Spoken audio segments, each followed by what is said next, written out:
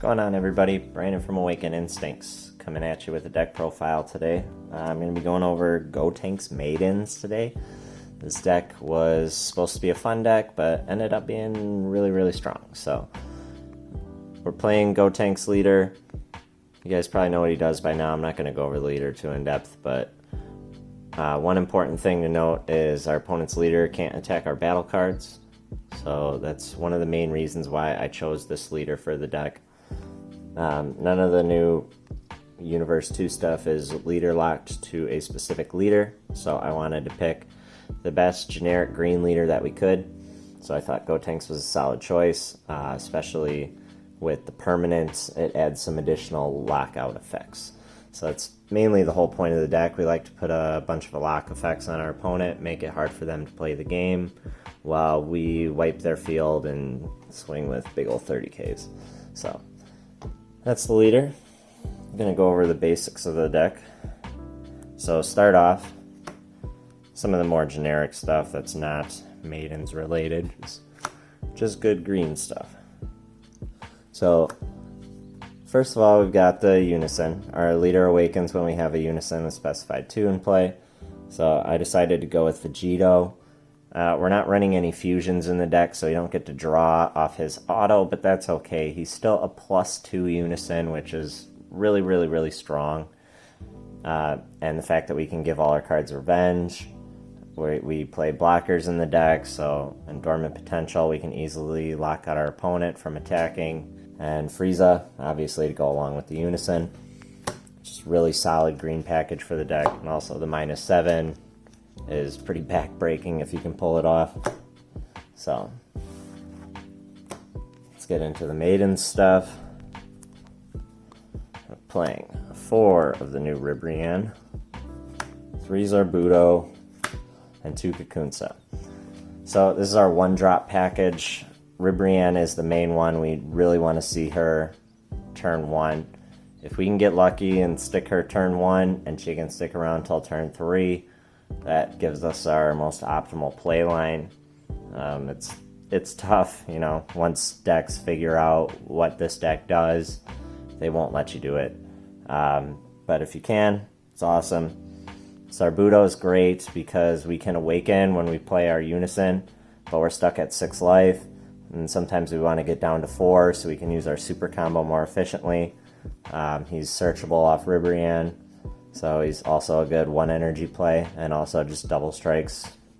Double strikes are important. So Kakunsa, she's probably the worst out of the 1-drops. This card I like less and less the more I play it. It's nice that when you play it you draw a card, that's great, but the fact that she's got unique is rough. And the burst 2 to give her double strike doesn't come up a whole lot. We are playing green, and we do play some hand destruction things in the deck.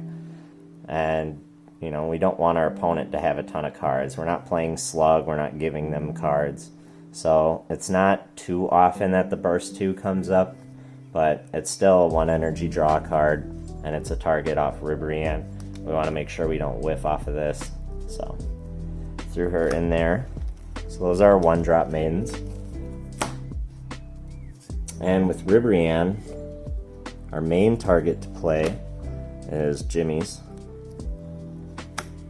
And then here's some of our other Universe 2 cards in the deck. So Jimmy's, if you don't know what he does, he's an old card, but he reduces the energy cost of Maiden Squadron in our hand by 2. So this is really strong. You can also do the Activate Main to put a card in the drop, send him to the warp, and bring him back. It's only really worth doing this against certain decks. If you know your opponent has spot removal that they can only do on their turn and they can't do in response to this, then yes, you know, you'd want to do it. But when you do this Activate Main, it opens up another counter window because you're going to be playing him from a skill.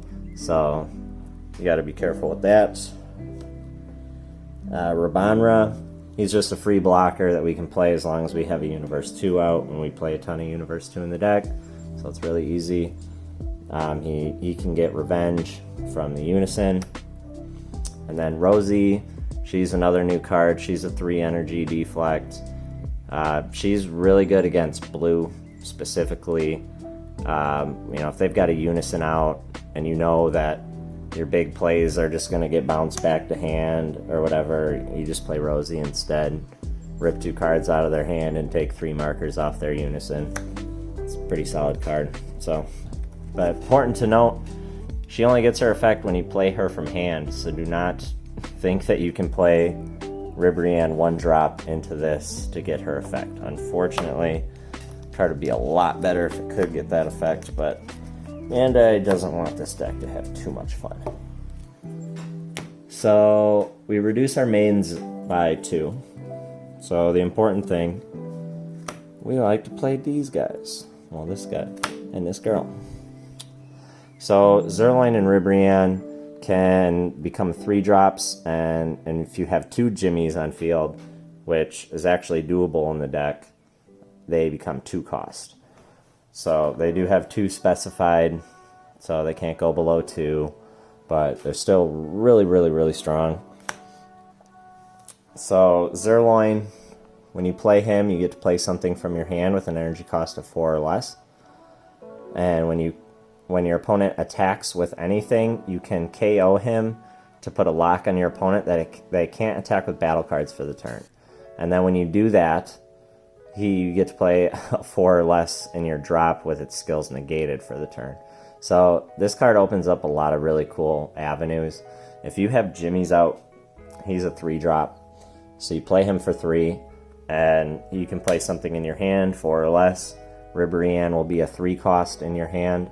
So you can play Zerloin to play Ribrianne, which is really, really strong. And when Ribrianne comes down, she wipes the field, ignoring barrier, which is insane.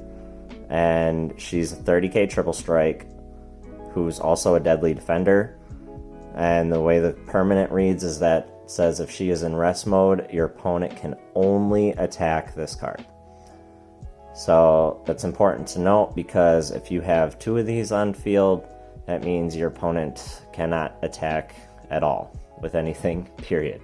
So they'll have to play something to remove Ribrianne's. If they can get rid of 1 and then attack through the other, then they're good. But, she doesn't have barrier. She doesn't really have any protection. So it is easy to wipe field if your opponent's running it. So you got to know when it's safe to try and rely on this to buy you another turn or not. So, and also when she's removed, you get to play a 4-drop with its skills negated. So typically what I like to do, if I have Jimmy's stuck in hand, I'll either pitch them for dormant or put them back in the deck with the super combo, which I will get to here. So our super combo in the deck, we're playing Great Saiyaman, Vanquisher of Villainy. I like this super combo the best for green in general. Sometimes it's tough in Gotenks because you get stuck between 4 and 6 life. That's why I like to run Zarbuto. We also run Shocking Death Ball. I'll get to that shortly. So we do run some ways to get us from 6 to 4. But ultimately, Jimmy's is only good in hand. So we want to put him back in the deck. And this is our best way to do it. We can put Jimmy's back in the deck, draw 2. That is a +3 for us. So love this. Also with Jimmy's, if you have them in hand and you pitch them for dormant, when you do Zerloin or Ribrianne's removal effect, you can play something 4 or less from your drop, and you can play the Jimmy's in your drop. So if it's on your opponent's turn, play the Jimmy's, and then when he gets back to your turn, he gets his skills back, and you can reduce the cards again. So it's actually pretty easy to get 2 on field. If you have 1 on field and you get Zerloin out, you get Ribrianne out, you can, pop Zerloin on your opponent's turn using his auto. So whenever they attack, you can pop him to play another Jimmy's from your drop, and then also put a lock on your opponent that they can't attack with battle cards for the turn. So the situation that this brings up is really, really strong.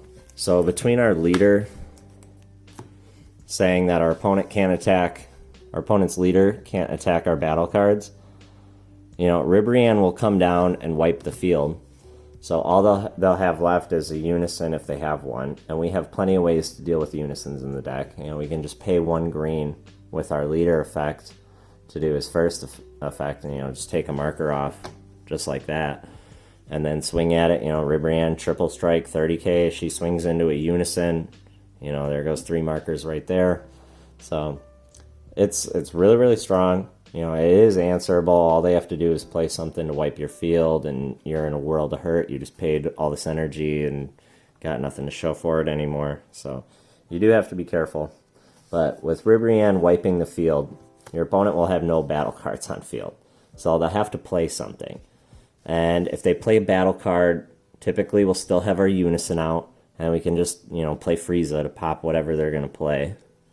So we have ways to protect Ribrianne a bit, but if they play a field wipe Unison, there's really not much you can do about it. So, but when your opponent, does finally play something to swing at the Ribrianne, we play blockers in the deck. We've got the free play blocker. We also play Zarbon. I'll get to that also. But we can protect Ribrianne pretty well between Dormant, popping, Zerloin. Our opponent really only has 2, maybe 3 opportunities to attack on their turn if we, get our field out correctly. So their first swing, we'll try and go through. We'll Dormant, we'll block, and we'll pop Zerloin to get his effect. That says they can't attack with battle cards for the turn. Your opponent gets 1 more attack, and they can't attack with battle cards for the turn. Their leader can't attack Ribrianne, so all they could realistically attack with is another Unison. So it's really tough to get through. Plus, if we have our Unison out, we can give her revenge as well. So if your opponent does try to attack with a battle card first, and we out combo it, it just dies anyway. So lots of good lockout synergy. It's the main reason why I wanted to play the deck. So we've got our super combos, and then just some more generic green good stuff for the deck. We're running Zamasu and Shocking Deathball. Zamasu, obviously most people play it off Frieza. That's also great. Another thing I like to do is after you play Rosie, she gets a good on-play effect, but after, she sticks around for a turn, she's not doing anything, but she has 3 energy. So between, Rosie, a Kakunsa, and a Zarbuto, we've gotten our value out of these cards already. We can just sack these for Zamasu. And then we've got Shocking Deathball, which is green staple, between Dormant and a blocker, and then followed up with the Shocking Deathball. There's really nothing our opponent can do to get through that. So we run that. And then we also run, we run 2 Ribrianne and 2 Zarbon. So we do some bursting in the deck. We have to pitch cards with Dormant. So I like cards that will help us, plus from those circumstances. So, it never really feels bad to pitch a Ribrianne or a Roshi or whatever it is with Dormant. But, now with Roshi's gone, he's not technically gone yet, but I'm just building the deck without him.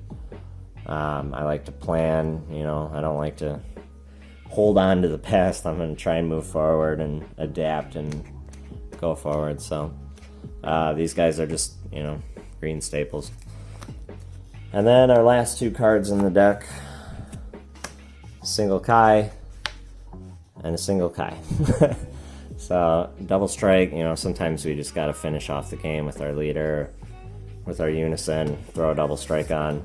And then Kai, just, another good lockout synergy. If, we got Ribrianne on field and we, our opponent swings with a battle card at our Ribrianne and we pop Zerloin to say they can't attack with battle cards for the turn.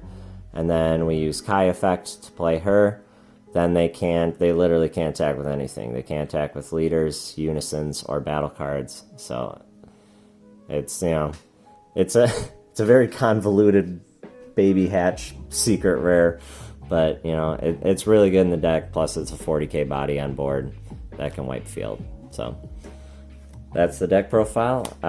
Deck is really, really overperforming. I've yet to lose a game with it, but I gotta play some of the better decks in the meta and see how it fares. But hope you guys enjoyed the deck profile, and I will see you next time. All right, peace out.